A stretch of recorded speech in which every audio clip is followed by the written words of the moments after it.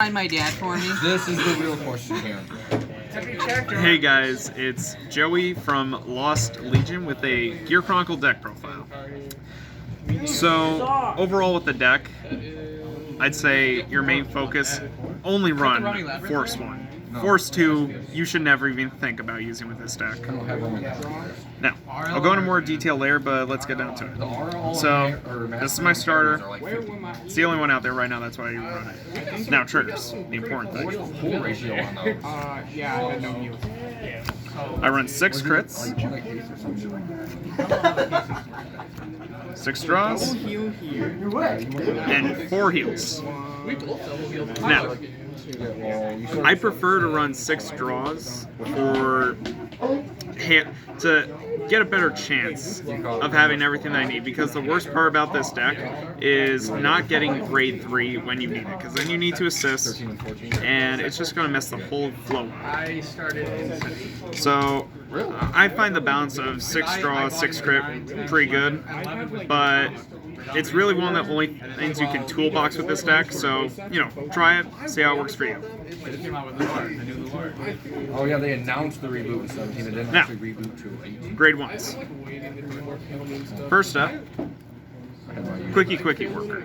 I was thinking they announced it. The main purpose of having her in the deck is to get your grade 4s back into decks, that way you can keep superior riding, because if you run out grade 4s, that's just going to stall everything and you're just going to crash and burn in a match. Now, her second skill, you soul blast 2 and draw a card. Now, that may seem high, but there's nothing else in the deck that uses it. So, you might as well. Next, Wedge Move. Now, ideally with this deck, you want to go first, because there's nothing sweeter than punching your opponent's grade 2 Vanguard when you're a grade 4. But if you do go second, this guy is good to get your binding game going early on, because when he hits, you bind from hand and then you draw. So that's increasing your bind count and also helping to filter your hand. He also counts as a grade 3 when draw from hand, so he helps pay for Lost Legends cost. Great tool card. Now, one of the few things that you can't solve around. Now, I've seen people run Memone. She's okay, but I prefer this guy just for getting my grade 2s back into hand, and in case I whip out and I don't get Wedge Move or Quickie, he's a good backup. Now, in this deck, there's only 2 cards, him included, that use Counterblast, so not really a big deal. But if you can get a skill off, hey, that's great. You just got another great move for bind and bounce something. Now, Lost Break Dragon. He is great to ride as grade 2. Ideally, this is the dude that you want to ride when you go to grade 2, because he lets you bind and draw again. Like with Wedge Move, more hand filtering, and when he's on rearguard, he gets a nice 3k just for having something bound. So if your opponent, if you don't have something to boost him, no problem. If your opponent doesn't have a trigger, he will hit. Next up, 4 copies of Nabu. Now, with Nabu, she's good because she binds. The only downside is that she binds during the battle phase, so by the time you superior ride, you're not going to get, whatever extra skill that you might have, whatever point you're at. But she does do guard restricting, which is great, because not everything about this deck is solid, but this adds a nice little bit of annoyance to your opponents, so, you can hassle this. Burn through all their other stuff, and then they've got to save their draw PGs for this. Otherwise, they got to take it. So she's really nice. And last for the grade 2s, we've got Lippet. Now, she's better than Nabu in the sense that she can bind from your drop zone when you call her. So you can call her out, then superior ride, then you're going to get the bigger skills off. However, the second part of her skill is kind of lackluster. She gets 3k, but only on the turn when she's placed.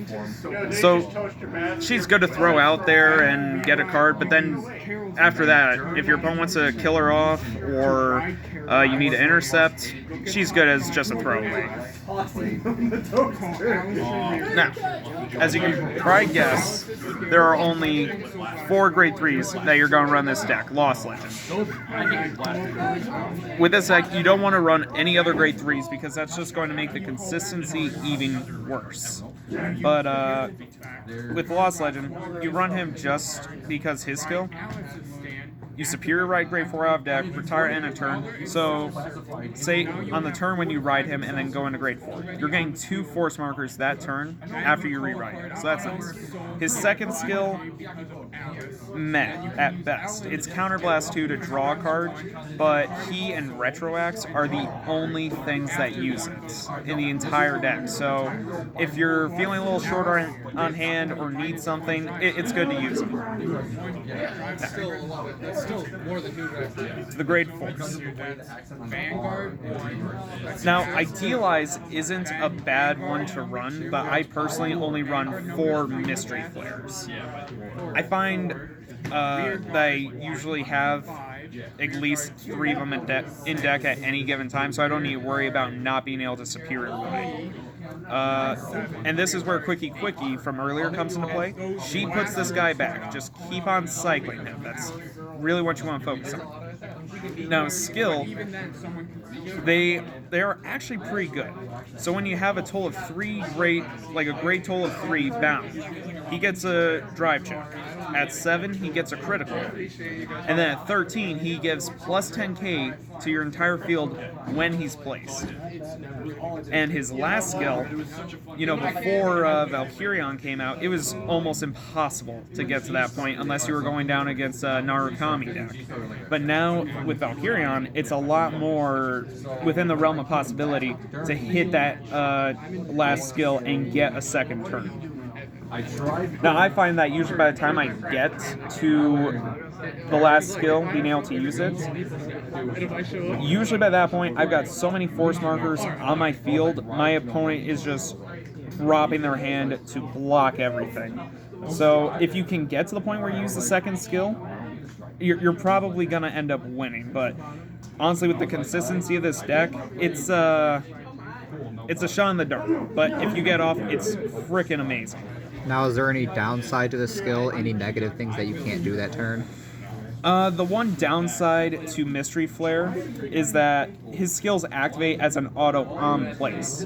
So, come back around to Lippet, Nabu, and Lost Rick, your grade 2s.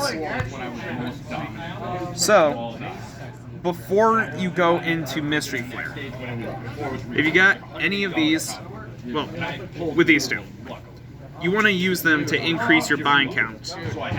Lost Break binds from hand and then lets you draw. Lippet binds from drop and then gets a little bit of power. So they're great if you need to get your grade count up before you use Mystery Flare. Nabu, however, is a trade-off. She still binds, but she doesn't bind until during the battle phase. So, really, if you don't get to the grades that you need before the battle phase, Nabu is pretty much a setup for the next turn. Okay. Now, last but not least, the guy who made this deck actually viable, Valkyrion. 4 copies. Pretty much, you can bind him from hand for Lost Break skill to draw, or you can bind him from drop zone. And he just really accelerates the pace of this deck. Like before, where it was at a snail's pace of getting to that 19 count to get all your skills off, this guy made the deck so much better. Now, you can't call him, unfortunately, to like mill and get some other stuff into your drop zone, but still, you can drop him from hand to pay the cost to Superior Ride from deck. You can buy him from hand to pay for Lost Break, or you can just bind him out drop. So he's still got a lot of versatility in this deck, even though he can appear on your main field.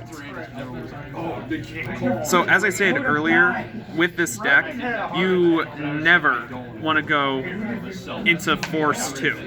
Because the frequency that Superior Riding On average, I'd say I usually get about 4 or 5 markers a game. So, if you go into Force 2, only 3 of those are going to do anything. And at that point, you're really just wasting potential. So, Force 1, always the way to go. I mean, with Chronophane coming up, Force 2 might be viable with the deck, but I'm still kind of leaning towards the Force 1 side personally.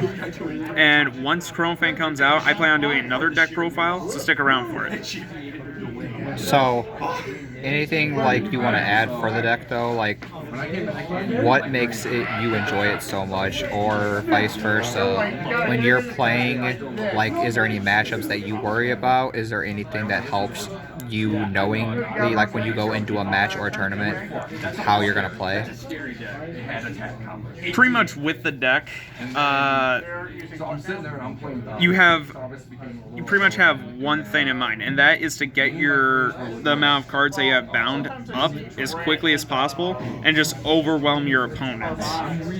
You want to also keep in mind the size of your deck, because with Lost Legends' drawing skill as well as Quickie, you could run out of deck pretty quickly, so you want to keep that in mind.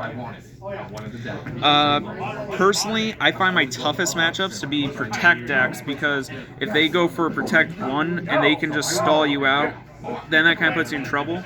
Usually against other Force decks, it really just depends. Personally, I find having trouble against Shadow Paladin, just because they're so aggressive, but say against, I don't know, spitball something, Kagero. Against Kagero, I actually find that this runs very well, because Kagero doesn't, in my experience, it usually doesn't board wipe me quickly enough to really affect me. But say something like Narukami, like that will annihilate your board, but since they bind, that's helping you. So really, it kind of just depends. With Excel decks, they're going to wear down your hand a lot, but that's where the drawing power comes in. Now, you want to keep in mind, you need to have all those pieces, so that way you can pull off your moves. Otherwise, they will run you down like a truck, and you're dead in the water. Now, personally for me, the reason I run this deck, Gear Chronicle is my first clan, and even in Standard, as a mediocre deck, like, this is nowhere near Tier 1 in my opinion, but I just find it to be very enjoyable to play. So, if you want, give it a try, and tell me what you think in the comments section. Would love to hear some feedback.